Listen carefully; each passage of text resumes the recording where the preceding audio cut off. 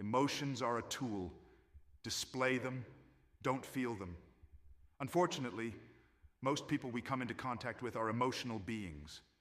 They react more like savage animals than members of the human species.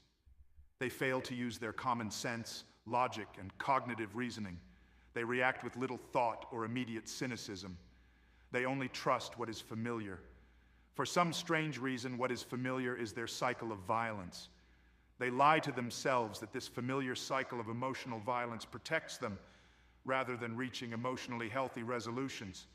They only know and are familiar with wallowing in their own emotional misery. They believe that their emotional violence provides them some measure of control over others. To end the cycle of violence, you must always find common ground. This is done by controlling anxiety and thereby controlling emotions. You must check your ego.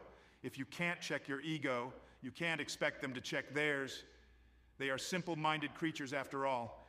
It is not a competition. Patience and a constant effort to control your nerves, relax, and de-escalate is the only way to reach a resolution. People who believe they should have constant control over others often feel they have no control over their own lives. The individuals that need to live in constant denial are often incredibly insecure and frequently refuse to face their own demons. Their anger is actually a manifestation of weakness and fear. They're afraid of appearing weak or vulnerable. If you calm yourself in the moment and observe their emotional response, you will see their obvious insecurity. Rather than grow angry with them, you will pity them. You will only get your message across if you exercise patience and anxiety control. Emotions are the lies we tell. Unfortunately, people use emotions like cowards. When you look at news people, celebrities, and politicians, they all use emotions to elicit a response from others, to emotionally control them.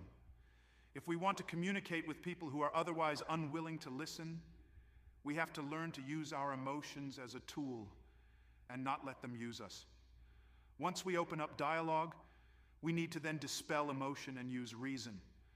Apply cognitive reasoning and create logical solutions once we have removed the emotions from the discussion. Lead by example and show people a better way than emotional reaction.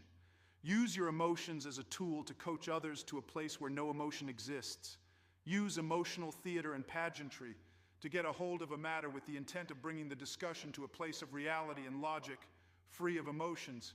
Contentment, peace, logic, and true resolution can only exist where emotions packed with anxiety do not.